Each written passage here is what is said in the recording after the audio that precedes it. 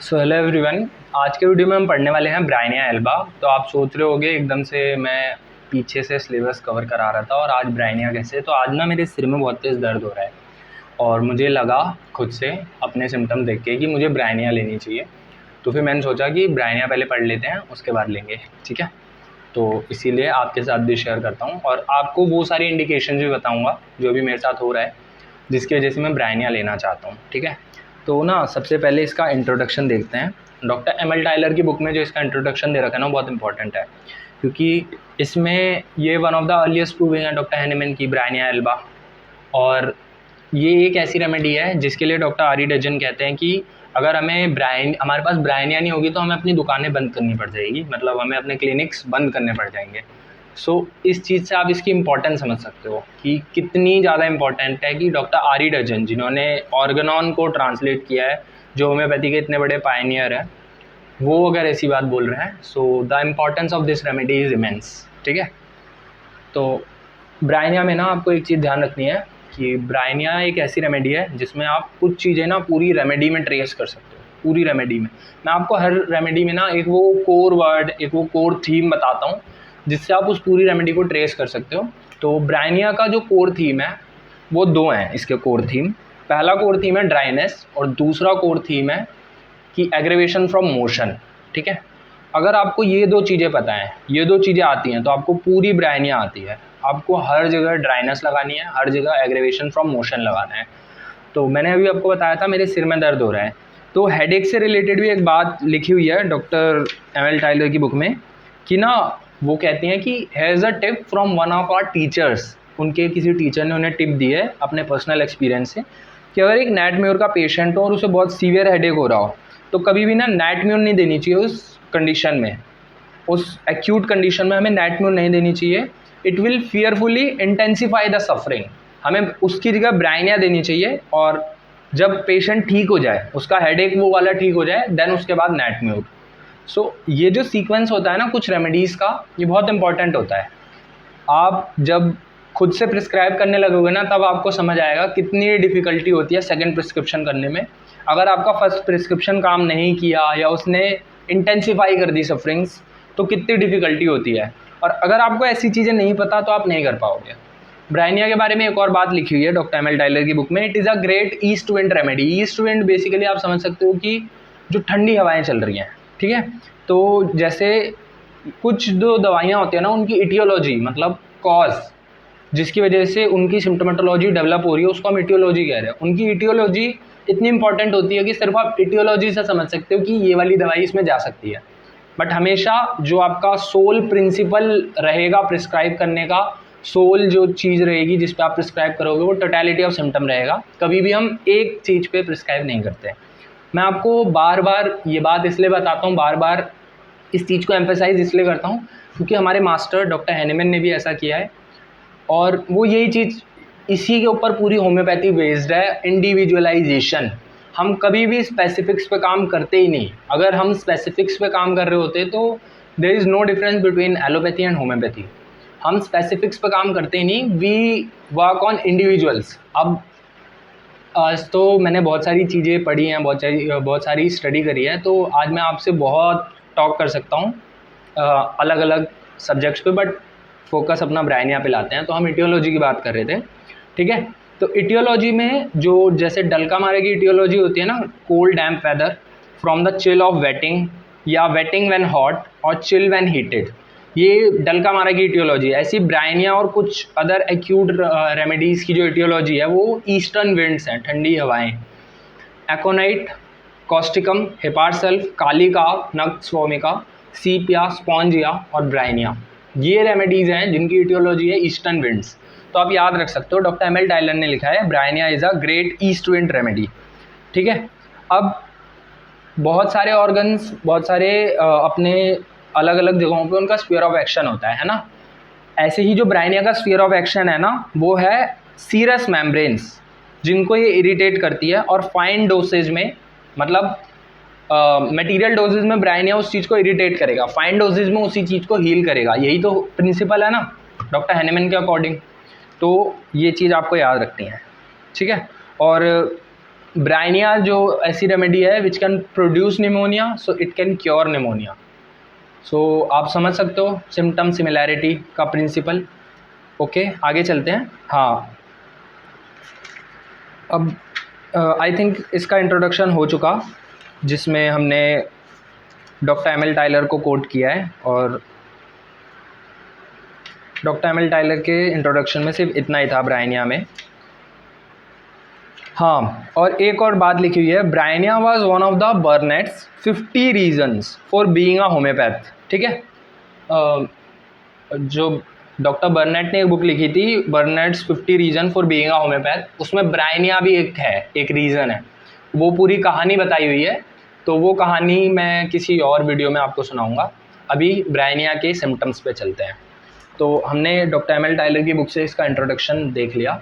अब एक बार देखते हैं सीएम बोगर की बुक से इसका स्फीयर ऑफ एक्शन। देखो, ज़्यादा बुक्स कंसिडर करने का जो बेनिफिट है ना, वो आपको लास्ट में दिखेगा, जब आपको पूरी रेमेडी हंसते हंसते समझ आ जाएगी, जब आपको पूरी रेमेडी लॉजिकल वे में समझ आ जाएगी, कुछ भी आपको मगअप नहीं करना पड़ेगा, तब आपको समझ आएगा कि इतनी सारी बुक्स कंसिडर करने से बेनिफिट क्या हो रहा है।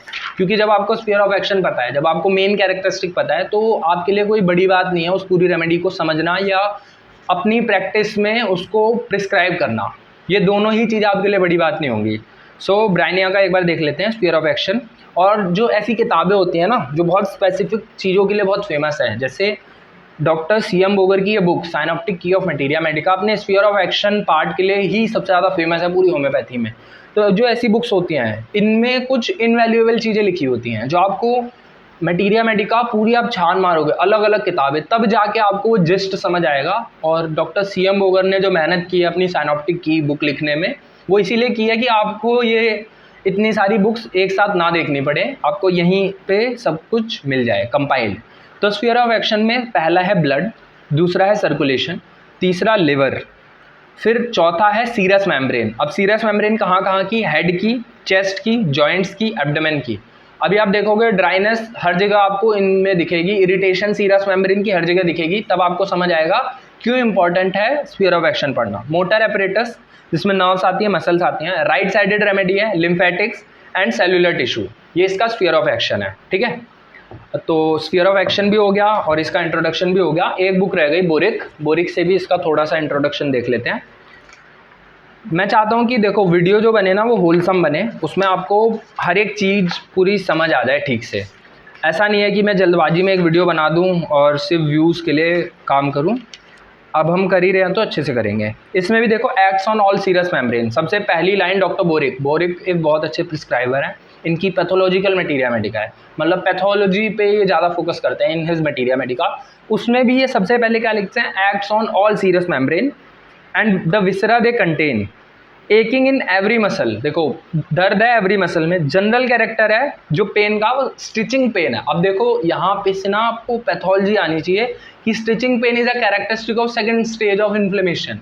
जब इन्फ्लेमेशन अपने सेकंड स्टेज में जा चुकी है तो स्टिचिंग पेन होगा। प्लूरिसी का जो पेन होता है ना, वो स्टिचिंग टाइप पेन है। टीयरिंग, वर्स बाय मोशन, थोड़े से भी मोशन से दिक्कत हो रही है। अब ये जो वर्स बाय मोशन है ना, ये इसका ग्रैंड की नोट है। ग्रैंड की नोट्स कुछ ही होते हैं हर रेमेडी में, जैसे नक्सोमिका का फ्रीक्वेंट इनफेक्चुअल डिजायर, वो उसका ग्रैंड गोल्डन की नोट है according to doctor E B Nash. वैसे ही worse by motion and better by rest, ये इसका ग्रैंड की नोट है ब्राइनिया का। ठीक है, these characteristic stitching pains greatly aggravated by any motion are found everywhere, especially in the chest, chest में है ना।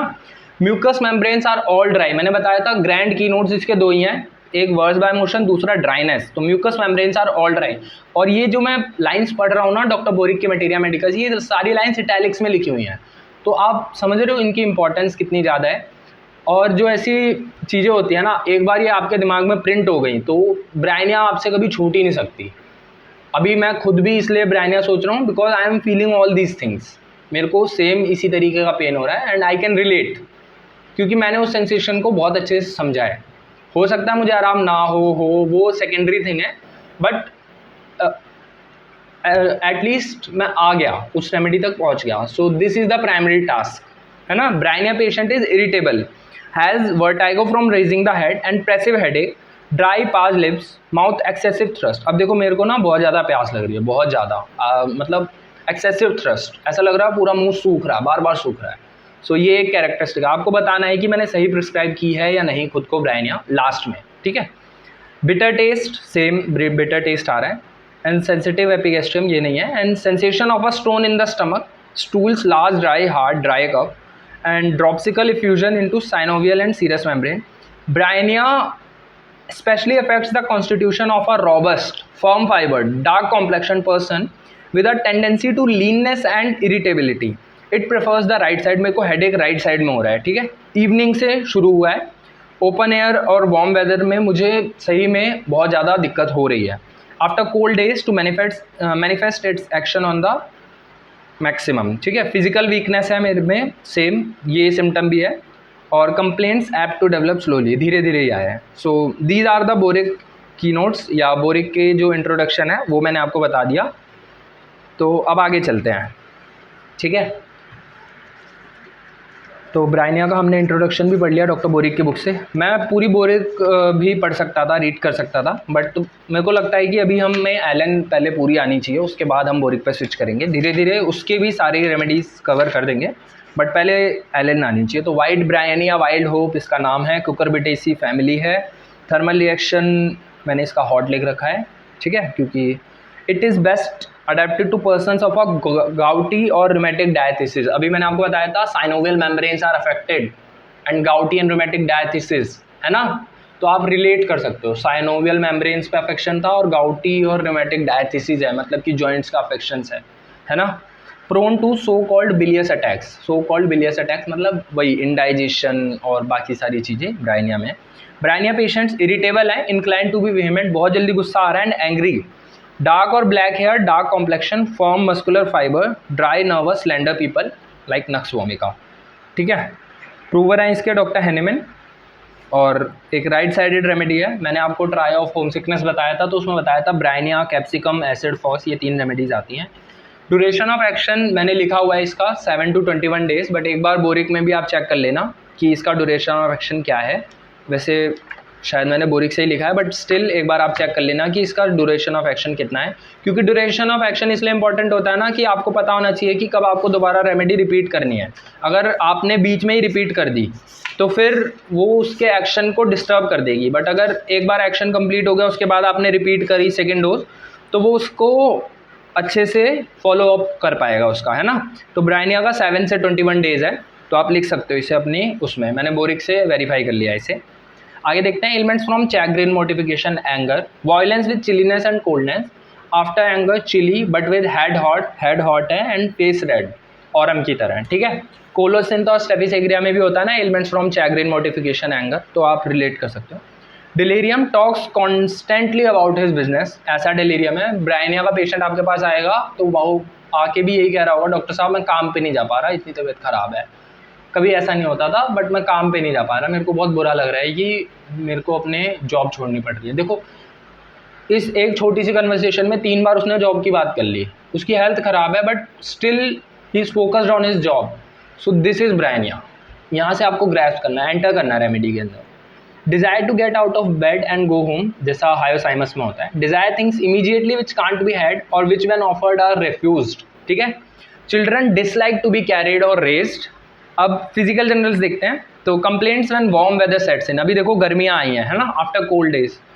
फ्रॉम कोल्ड ड्रिंक्स और आइस इन हॉट वेदर, मैं देखो मैंने 1 या 2 दिन पहले ठंडा पानी पिया था हॉट वेदर में। आफ्टर टेकिंग कोल्ड और getting hot in summer. From chilling when over heated, अब क्या होता है ना, मेरे को क्यों लगा कि मेरी रेमेडी ब्रायनिया है, मैं धूप से जाता हूँ और हॉस्पिटल में पूरे दिन एसी होता है, जहाँ पे मेरी पोस्टिंग चल रही है वहाँ पूरे दिन एसी होता है, मेट्रो में पूरे दिन एसी होता है, और मैं एकदम से एंटर करता हूँ तो देखो वही ठंडी हवाएं लग रही है ना। अभी मैंने आपको इसकी इटियोलॉजी बताई थी, तो मैंने इसलिए ब्रायनिया सोचा। आप बताना मेरे को लास्ट में कि हम मेरे प्रिस्क्रिप्शन सही है या आप कुछ और सजेस्ट करते हैं, ठीक है। Kicks the cover off from exposure of draft, cold wind, जैसे एकोनाइट और हेपार में होता है। Suppressed discharges of menses, milk और eruption of acute exanthema. Pain जो है स्टिचिंग, टीयरिंग टाइप के, worse at night. Aggravation by motion है, इंस्पिरेशन से, कफिंग से। देख रहे हो चेस्ट में मैंने आपको बताया था ना सीरियस मेम्ब्रेन अफेक्टेड है, इवन इंस्पिरेशन, कफिंग, जो छोटे छोटे मूवमेंट है चेस्ट के उसमें भी दिक्कत हो रही है, इतना ज़्यादा एग्रीवेशन होता है मोशन से, छोटे से।